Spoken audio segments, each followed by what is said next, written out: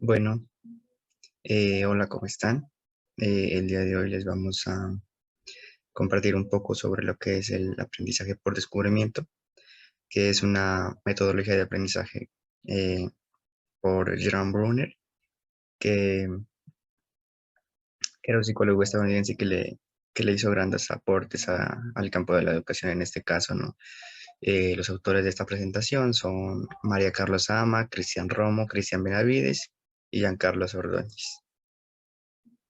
Eh, bueno. El aprendizaje por descubrimiento se define como el aprendizaje por descubrimiento. Es una metodología de aprendizaje en la que el sujeto descubre los conceptos y los reordena para adaptarlos a su esquema cognitivo. Es, en sí no es el típico aprendizaje en el que el profesor le da los conceptos al estudiante, sino que más bien el estudiante los va descubriendo por sí mismo con ayuda de, en este caso, pues el docente que le brinda algunas herramientas, ¿no? Bueno, en este caso tenemos tipos de aprendizaje, que sería el aprendizaje, el descubrimiento inductivo, descubrimiento deductivo y descubrimiento transductor, ¿no? En el descubrimiento inductivo se recoge y se organiza la información de tal manera que el estudiante pueda eh, conseguir nuevos conceptos en base a esa información reorganizada, mirarlo de otra manera. En el descubrimiento deductivo, como el nombre dice, lo deduce y combina y relaciona ideas que llegan a una idea más específica, ¿no? De una idea y otra puede llegar a una idea nueva, más específica. Y en el descubrimiento transductor, este relaciona dos conceptos o dos ideas específicas y mm, saca las similitudes que hay entre esos dos conceptos, por ejemplo, la célula animal, célula vegetal, podría sacar las similitudes que tienen el núcleo, que tienen estas cosas, entonces ahí podría encontrar y puede aprender de una mejor manera. Bueno, a continuación, sigue el siguiente compañero. Gracias. En el aprendizaje por el descubrimiento nos dice el autor que toda teoría de instrucción debe tener en cuenta los siguientes aspectos. Eh, Nos dice que el aprendizaje debe ser descubierto activamente por el alumno más que pasivamente asimilado. Los estudiantes deben ser estimulados a descubrir por cuenta propia, formular conjeturas u opiniones y exponer sus propios puntos de vista. Aquí se recomienda el fomento del pensamiento intuitivo y el aprendizaje por descubrimiento permite enseñar a los estudiantes la manera de aprender los procedimientos. Además, produce en los estudiantes automotivación y fortalece su autoconcepto, o sea, la idea que él tiene de sí mismo. Y por otra parte, también permite lo que es el desarrollo de su capacidad crítica y a que el estudiante sea responsable de su propio proceso de aprendizaje. Otro aspecto a tener en cuenta es que el aprendizaje es un proceso activo y social en el cual los estudiantes construyen nuevas ideas o conceptos basados en conocimiento actual. El estudiante selecciona la información, origina hipótesis y toma decisiones en el proceso de integrar experiencias en sus construcciones mentales existentes. Por ello, es importante que nosotros como profesores coloquemos todo de nuestra parte para animar a que los estudiantes descubran nuevos recursos, herramientas y estructuras del material de la asignatura mediante situaciones, problemas que se les plantee o se les presente, ya que esto hace que tengan una motivación, interés, curiosidad en querer aprender nuevos conocimientos mediante la investigación. Otro aspecto es una propuesta de un diseño del currículum en espiral. Esto quiere decir que un plan de estudios ideal es aquel que ofrece materiales y contenidos de enseñanza a niveles cada vez más amplios y profundos, y al mismo tiempo que se adapten a las posibilidades del alumno definidas por su desarrollo evolutivo. Por tanto, el currículum debe ser en espiral y no lineal, lo que quiere decir que se debe hacer una revisión de los conocimientos ya explicados previamente durante el curso. Esta revisión se hace de forma iterativa O sea que en la clase se aborda de forma repetida las nociones y temáticas de cada materia. Además, estas tienen que ser convertidas en los tres modos fundamentales de representación según las posibilidades evolutivas del niño. Bueno, buenas tardes. La siguiente que vamos a plantear son los modos de representación que planteaba Brunner. Él decía que el hombre representa sus modelos mentales y la realidad. Bueno, los modos de representación son la forma en la cual la información o el conocimiento se almacena y codifican en la memoria. En lugar de etapas relacionadas con la edad, como lo planteaba Piaget, los modos de representación están integrados unos en otros secuencialmente a medida que se transforman, digamos, en un nuevo o en una nueva representación. Bueno, dentro de los modos de representación tenemos tres. El primero, el que primero se va a desarrollar es la representación en activa, que este modo de representación es el que aparece principalmente. Este va a implicar y también va a poder codificar información basada en acciones y se van a almacenar en nuestra memoria. Por ejemplo, en forma de movimiento, como la memoria muscular, como lo de un bebé que podría recordar la acción de sacudir un cascabel.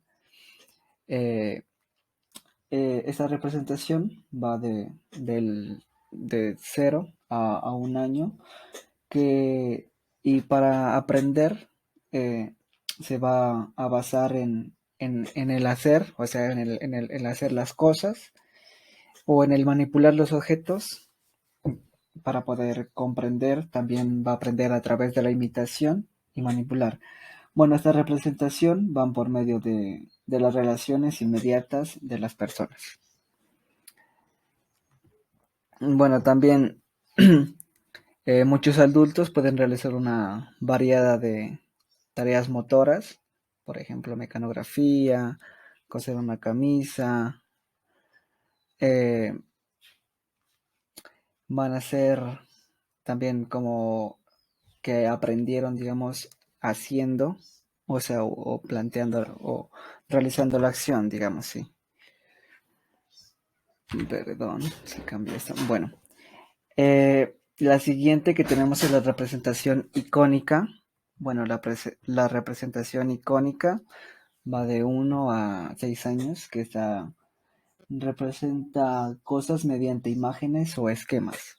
Es decir, que este modo de representación, la información, se almacena visualmente en forma de imágenes o sea, una representación mental.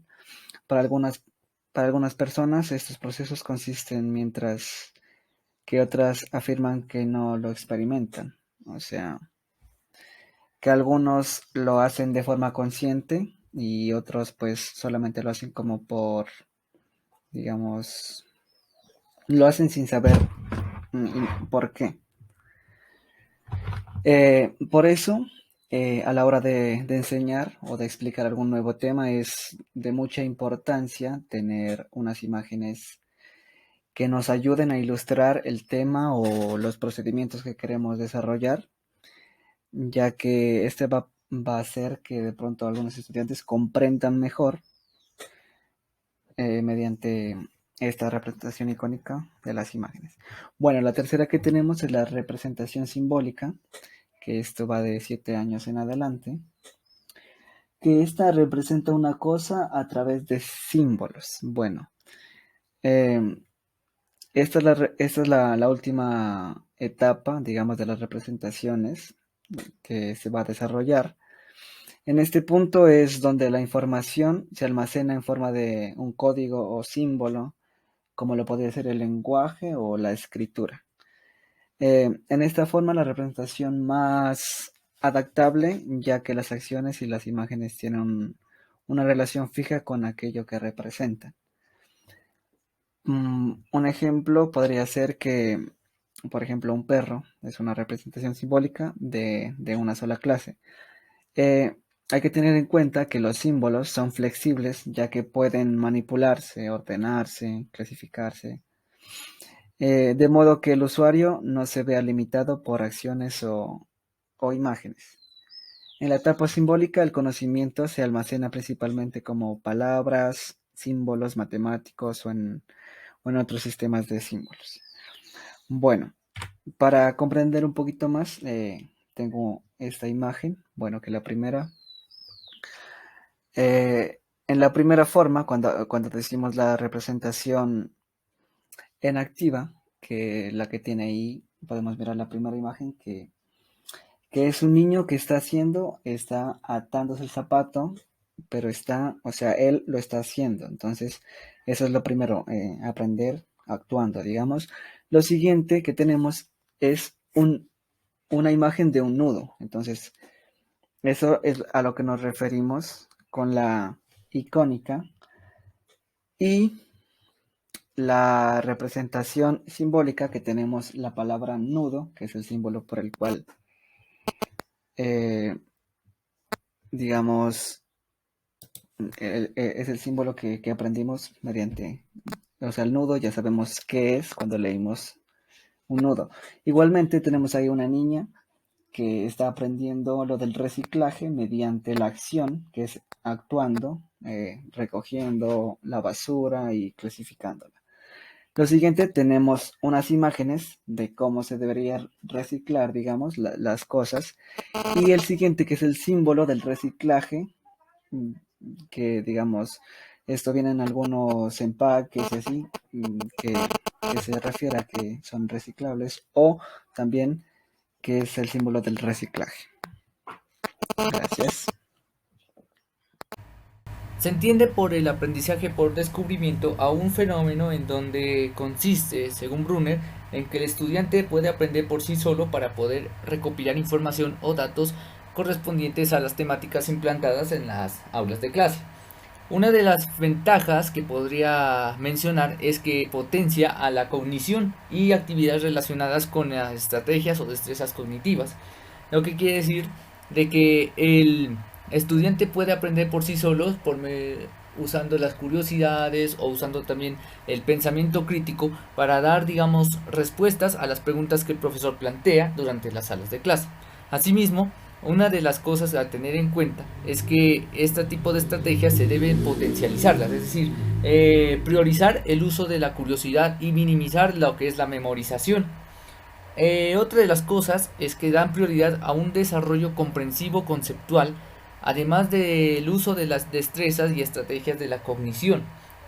Otra de las cosas es que el docente tiene que proporcionar información, además de materiales adecuados, para que los estudiantes puedan aprender de la manera más correcta posible y así puedan observar, comparar, analizar, entre otro tipo de actividades correspondientes al uso de la razón y del pensamiento.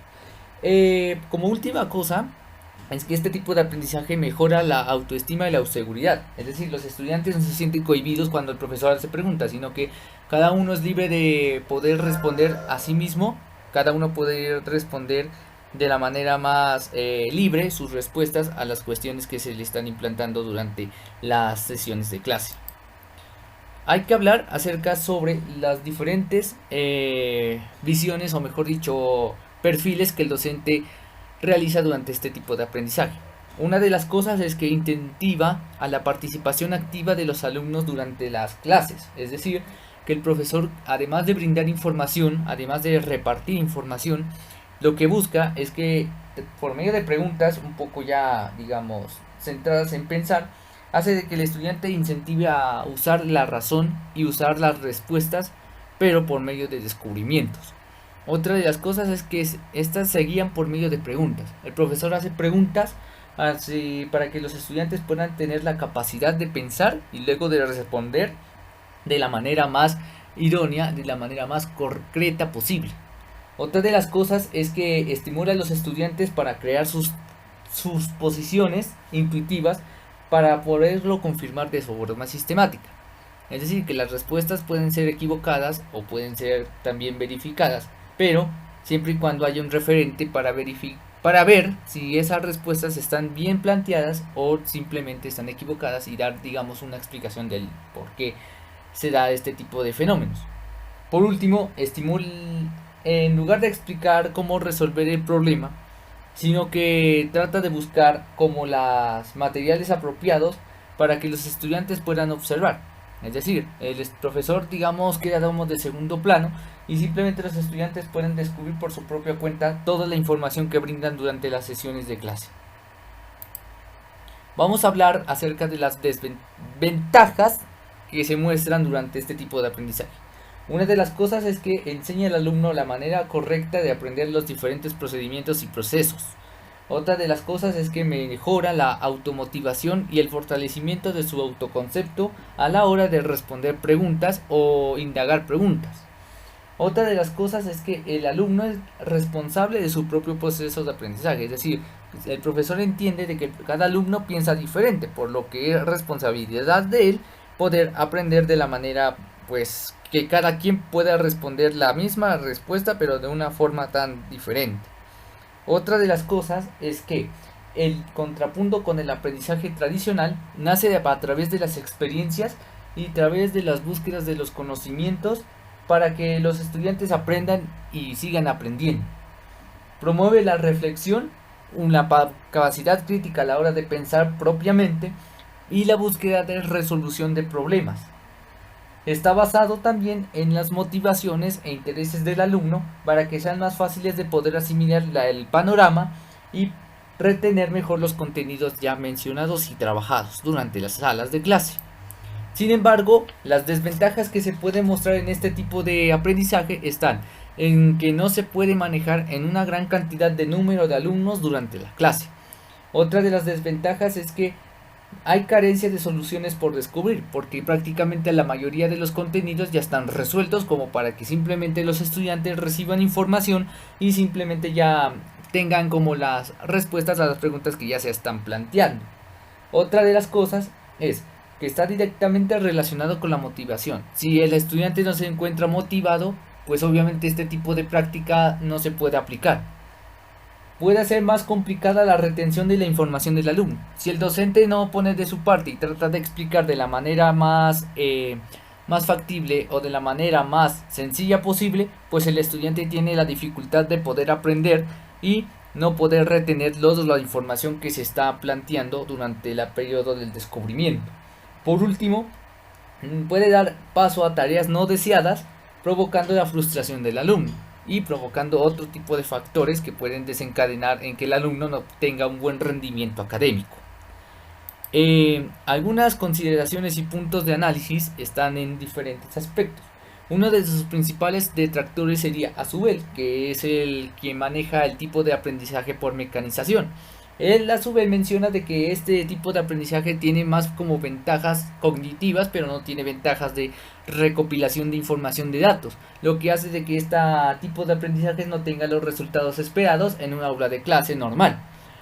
Otra de las cosas es que esta teoría fue muy criticada porque los resultados no fueron esperados, ya que pues como se dijo anteriormente en las desventajas, es que no solo no se aplica en cantidad mayoritaria de estudiantes que estén digamos cursando en un curso y pues este tipo de aprendizajes no es muy válido.